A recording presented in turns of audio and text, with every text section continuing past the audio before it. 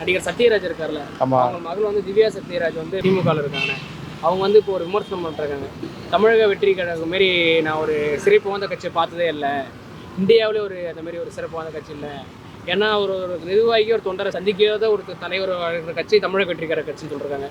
இதை நீங்கள் எப்படின்னு பார்க்குறீங்க? அதாவது அந்த அம்மா அரசியலுக்கு வர சொல்லுங்கள், அரசியலுக்கு வந்து ரோட் நடந்து போக சொல்லுங்கள்.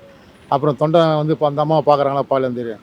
விஜய் வந்து ஒரு நடிகருங்க, யாராக கூட இருக்கட்டும், விஜய் கூட பிடிக்காமல் இருக்கலாம். ஒரு நடிகர் வந்து தொண்டனை பார்க்குறது வந்துனாக்கா தொண்டை என்ன போகணும்னு வச்சுங்க, இதால் உயிர் சேதம் வரும், சில பிரச்சனை வரும். ஒரு ஆர்வ கொலையில் போய் விழுவான்.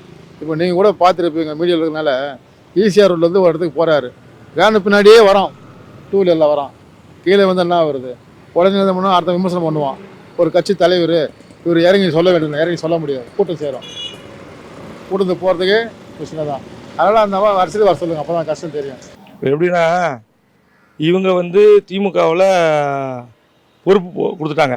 சத்யராஜுடைய பொண்ணு திவ்யா சத்யராஜ் அவங்க வந்து அதுக்கு சப்போர்ட்டாக தான் பேசி ஆகணும். இப்போ நீங்கள் இருக்கிறீங்கன்னா உங்களுக்கு சேனலை சம்மந்தப்பட்ட பேசும்போது உங்கள் சேனலை பற்றி தான் நீங்கள் பேசி ஆகணும். அப்படிங்கும்போது அவங்க இருக்கிற இடத்த வச்சு தான் அவங்க பேசணும்.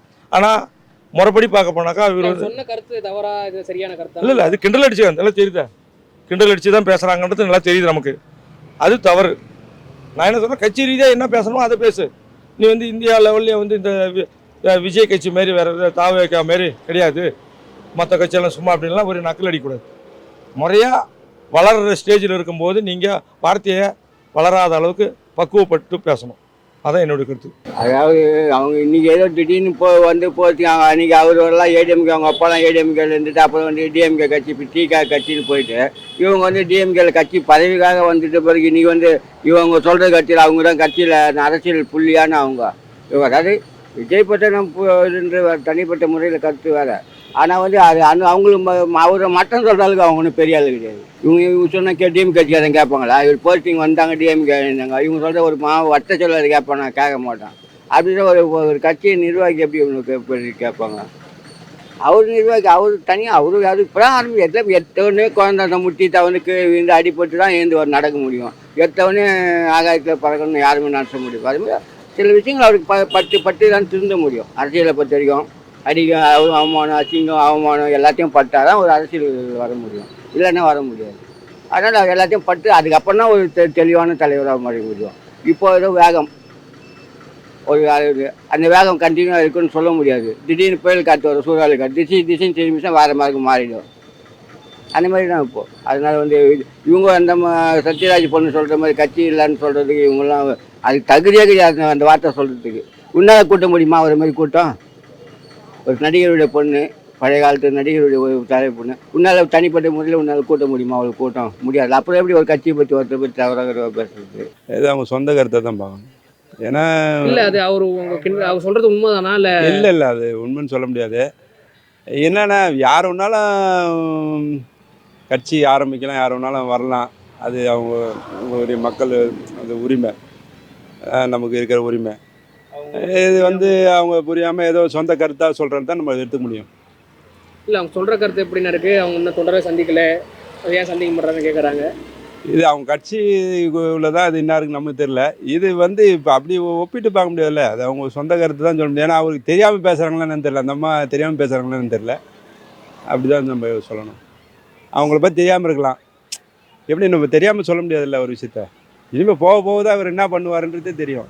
விஜய் வந்து அவர் வரல மாட்டாரு, ஏன் வர மாட்டாருன்னு தான் கேள்வி. வருவாருங்க, அதெல்லாம் ஒன்றும் கிடையாது, வருவார். என்ன எல்லாம் தெரியும், அரசியல் எல்லாம் கற்றுக்கினா வராங்க, வந்து தான் கற்றுக்குறாங்க எல்லாரும். அது மாதிரி அவரும் வரட்டும்.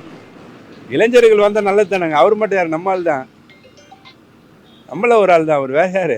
சத்யராஜ் இன்னைக்கு பாப்புலாரிட்டியான ரிட்டையர்மெண்ட் பீரியட் இருக்கக்கூடிய ஒரு திரைப்பட நடிகர். அவர் இடையில இந்த மாதிரி அரசியல் சாயம் பூசிக்கிட்டு பெரியார் இசத்தோடு சேர்ந்து மேடை பேசுவார். திமுகவுக்கு அனுதாபியாக இருப்பார். அவர் குடும்பத்தில் ஒருத்தவங்க வந்தவங்க பெரிய அதிசயம் இல்லை. அதுவும் அவங்க திமுக நாடி போகிறாங்கன்னா அது வளர்ந்துருக்கிற ஒரு ஆலமரமான கட்சி. அந்த கட்சியில் எத்தனை பறவை போய் ஆலமரத்தை தங்குதோ அந்த மாதிரி இவங்களும் போய் தங்கிக்கிட்டு அடுத்த கட்சியை ஏளனமாக பேசுறதுக்கோ பேட்டி கொடுக்கறதுக்கோ ஊடக வழியாக தன்னை விளம்பரப்படுத்திக்கிறதுக்கோ இந்த சந்தர்ப்பத்தை பயன்படுத்துகிறதா நான் நினைக்கிறேன். அவங்க சொல்றது கருத்து எப்படின்னா உண்மையா இல்லை? நிச்சயமாக தம்பி அது இருக்கிறதுக்கு வாய்ப்பு இல்லை. அப்படி இருந்திருந்தாங்கன்னா அவர் வந்து பெரிய தொகை வாங்கி நடிக்கக்கூடிய ஒன்றாந்தர ரெண்டாந்தர நிலையில் இருக்கக்கூடிய திரைப்படத்துறையை விட்டுட்டு அவர் அரசியல் பண்ண அவசியமே இல்லையே. அவருக்கு எதோ தோணுச்சு பண்ணுறார். அதை வந்து வரவேற்கணும். அவர்கிட்ட இருக்கிற குறைய இல்லை உங்களுக்கு தெரிஞ்ச நிறைவை அவருக்கு புத்திமதி அட்வைஸாக சொல்லலாம். அதை மட்டமாக பேசுறது வந்து விரும்பத்தகாத மாதிரி தான் இருக்குது. அதெல்லாம் வந்து அரசியல்ன்றது ஆனால் இது வரைக்கும் பார்த்தீங்கன்னாக்கா மக்களுக்கு என்ன செய்யணும்னு யாரும் பேசலைங்க. மக்களுக்கு செய்கிறவங்கன்னு விமர்சனம் பண்ணுறாங்க. சரிங்களா? அது எந்த தலைவர் இப்போ நேற்று இன்றைக்கி வந்து கிடையாது. ஆரம்ப காலத்தில் எம்ஜிஆர் பீரியட்லேருந்து எல்லாம் இருக்க தான் இருக்குது. ஆனால் சிறந்த ஒரு அரசியல்வாதி, ஒரு தலைவியை பார்த்தா பயப்படுற ஒரே ஒரு கட்சி அதிமுகவில் உள்ள அந்த அம்மா தான். அந்த அம்மானா ஒரு பயம் இருக்க தான் செய்யுது. அது ஒரு அரசியல். அந்த அவங்களோட போய் மோதி பார்க்க முடியுமா? எனக்கு பதில் சொல்கிறேன்னு கேட்டு பார்க்க முடியுமா? அதையும் கேட்டிருக்கிற வரலாறுலாம் இருக்குது. அவர் போய் சொல்கிற சட்டமன்றத்தில் ஜெயலலிதா அம்மாவை 1-to-1 பேசியிருக்காரு. பதில் சொல்லுவோம். அவங்களும் உட்காந்து தினச்ச வீடியோ தான் பார்த்துருக்கோம். சட்டமன்றத்தில் நடக்கிறது ஒரு மெஜாரிட்டிக்கான கட்சி வந்துச்சுனாக்கா பண்ண தான் செய்வாங்க. ஜெயலலிதா ஆளுங்கட்சி, இவங்க எதிர்கட்சி. ஒரு அப்போ பேசணும்லாம் இருக்குது. காலனி பார்த்துருக்கோம். இருக்குது 1-to-1 ஜெயலலிதா 1-to-1 செட்டா உட்காருங்க மேடம் தான் சொல்லிருக்காரு. அவங்களும் உட்காந்து கடையெல்லாம் இருக்குது. அது பண்ணிருக்காரு. ஆனால் இந்த இதில் பேசுனது என்ன பார்க்குறீங்கன்னு நம்ம என்ன சொல்கிறது? அவர் என்ன சொல்கிறேன்னு வச்சுக்கேன், நான் பண்ண தப்பாகவே இருக்கட்டும். அதை வந்து விஜய் மூத்த இது சொல்லணும். சின்ன சின்ன நீங்கள் தொண்டர்களை விட்டு நீங்கள் பேச சொல்கிறது, அது விஜய் ஒரு அறிக்கை விடணும். நீங்கள் சொல்லுங்கள், இவன் சில்லற பசங்களை எனக்கு என் வயசுன்னா என் அனுபவம் ஒன்று இவன் ஒன்றா பேசுகிற மாதிரி பேச சொல்கிறாரு. விஜய் பேச சொல்கிறாரு. அவர் விஜய் சொல்ல விமர்சனம் விஜய் விமர்சனம் பண்ணணும். விஜய் வந்து பதில் சொல்லணும். அதுக்கு விஜய் அது பதில் சொல்ல மாட்டாங்க. எனக்கு தெரியும், விஜயை பற்றி நல்லா தெரியும் எனக்கு. ஒரு சினி ஃபீல்டில் கூட ஷூட்டிங்கில் கூட ஒரு ரசிகரை பார்க்க மாட்டார். அப்பாயின்மெண்ட் தான் பார்ப்பார். அவர் கொஞ்சம் ஒரு ஹெட்வைட்டு தான். அது நமக்கே தெரியும். ஹெட்வைட்டு தான். கேள்வி கேட்டால் நீங்கள் பதில் சொல்லிட்டு போங்கட்டு போயிட்டு தான் இருப்பார். அவர் எப்பயுமே அந்த ஒரு குணம் படுத்தவர். நம்ம அதை நல்லா நம்ம இங்கே லோக்கல் இருக்கிறதுனால அவர் நம்ம நல்லா பார்த்துருக்குறோம், பழகிறோம். அதனால் ரொம்பவும் பேச மாட்டார். அதுக்கும் எல்லாருக்கும் பதில் சொல்லவும் விரும்ப மாட்டார். அவர் பாட்டு கையை கட்டினா அது பாட்டு நம்ம ஒன்றும் தெரியாத போகாமல் போயிட்டு தான் இருப்பார். தவிர அந்த இதெல்லாம் பதில் சொல்ல வேண்டிய அவசியம் இல்லை நினைப்பார். ஜென்ரல் நாலேஜ் யாரும் தெரியாது. ஏதோ 4 பேர் 10 பேர் சேர்ந்தாங்க, பணம் சேர்ந்து நம்ம ஒரு கட்சி ஆரம்பித்தோம், கட்சி பண்ணோம், அப்படி தான் போக முடியும். மற்றபடி யாருக்கு என்ன எப்படி பேசணும், ஒரு மீட்டிங்கில் பப்ளிக் மீட்டிங்கில் என்ன பேசணும். இப்போ கமல்ஹாசன் மாட்டிலையா, ஏதோ சினிமா பட விழா போனேன், அவங்க கேட்டானா தமிழ்லேருந்து வந்து கன்னடன் கேட்டானா, அவங்க என்ன கேட்டாங்களா? தேவையில்லாம மாற்றி விட்டார்ல.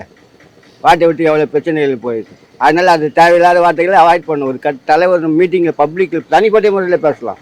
பப்ளிக் நோட்டில் என்னென்ன வார்த்தைகள் யூஸ் பண்ணுமோ அதை மட்டும் தான் யூஸ் பண்ணணும். அது யாராக இருந்தாலும் சரி. அதை தவறி ஒரு வார்த்தை பேசணுன்னா அவங்களுக்கு ப்ராப்ளம்.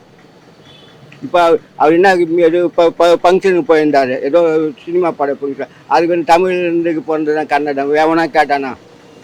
யார் கேட்டாங்க? தேவையில்லாத வார்த்தை தானே. அது பிறந்ததுன்றது வேறு விஷயம். தமிழ்லேருந்து பிறந்து எல்லாமே ஆதி மொழி.